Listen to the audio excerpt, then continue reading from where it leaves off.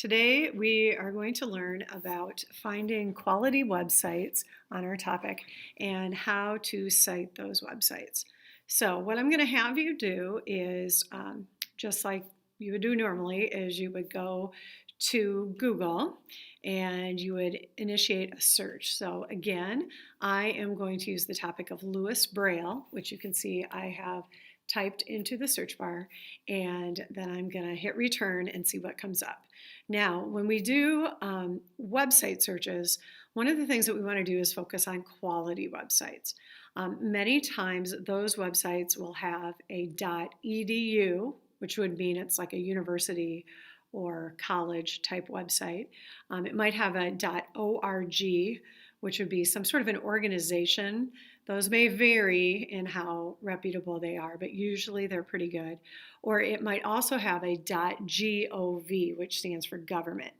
Now, that doesn't mean that all .coms are bad. Some of them might be good, but we'd really like you to try to focus on finding some quality .orgs or .govs or .edus, at least to start. So I'm going to just scroll through here. I see there's some .coms like biography.com. That wouldn't be bad. There's Britannica, but we've already been on Britannica. Paths to literacy, I'm not sure about that. Let's just see. I'm going to avoid Wikipedia. BrailleWorks is a .com. I'm going to check out this nbp.org. I'm not sure what it is, but I want to find out what it is.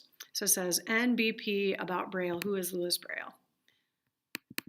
Open that, and here we go. I don't know what's at the top here. Oh, it's the National Braille Press.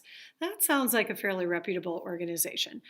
So we can see here it says about Lewis Braille. There's quite a bit about him. Looks like this was where he taught in Paris. That's nice. It also will send you other places, like you can read about Lewis Braille, A Touch of Genius. There's an illustrated biography of his life that has 100 archival images from France. So this will even send us somewhere else. But for right now, I want to just start right here. And let's say that I really like this and I want to cite this website. I want to take notes from it. Also, I can go to other pages of it. I don't need to cite it separately, but you can see what is Braille. So I can learn more about Braille after I learn about Lewis Braille, the need for Braille, so like what led to it. Talks about maybe some of those lead-up events that may have caused the need for Braille. It also talks about Braille today, like Braille in a digital age. So when you talk about impact, think about Braille's role in society today and how that has changed. The genius of Lewis Braille, all of those would be good. So I'm going to go back to where it started with the about Lewis Braille, and let's say I want to cite this. Now we know that an MLA citation is not just this web address, but this is where we're going to start. So I'm going to copy this out so I can highlight it, and I can either go Command C on my keyboard, or I can come up under Edit and go copy. All right, after I have grabbed the URL from this page, then I am going to go over to my other tab, which is Noodle Tools Express, where I'm going to do my citation because the website does not provide that citation for us. So again, when I get into Noodle Tools Express, I'm going to go and select MLA and click on that. Then I'm going to go down to the citation type, and I'm going to type in website or the first few letters of that and select it. Then I'm going to go create citation. The first thing I'm going to do is go ahead and paste in the URL that I captured from the website. That is the web address. Then it asks for date of publication. Sometimes the websites will have it and sometimes they don't. It's most commonly found either at the top or oftentimes at the bottom it will tell when it was last updated. And this has a copyright date of 2022 down in the bottom right-hand corner. So that is what I'm going to use as the date of publication.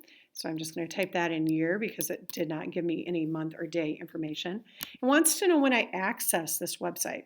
I'm going to put that I did it today, and I can just click where it says today, and it will fill in the day, month, and year that I access that site.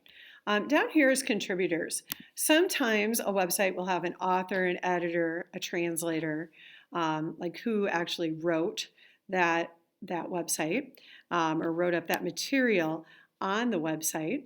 In this case, I don't believe there's an author on there. So we can look and see Doesn't appear to be an author. Down here it gives like who painted this picture, but that's not the author of this site. So either that usually will appear either right away at the beginning or at the end, and it is not. So I'm going to leave that part blank on here. It does say the web page or document article title. So when I get over here, it's actually called About Louis Braille. So I'm going to capture that, copy it, move it over here, and paste it. And it's already in English, so I don't need to do the English translation. The name of the website, okay, that is not the same as the article on the website that I'm reading. The name of the website is right up here, the National Braille Press. Whoops, I don't know if I can even copy that, so I'll just type it.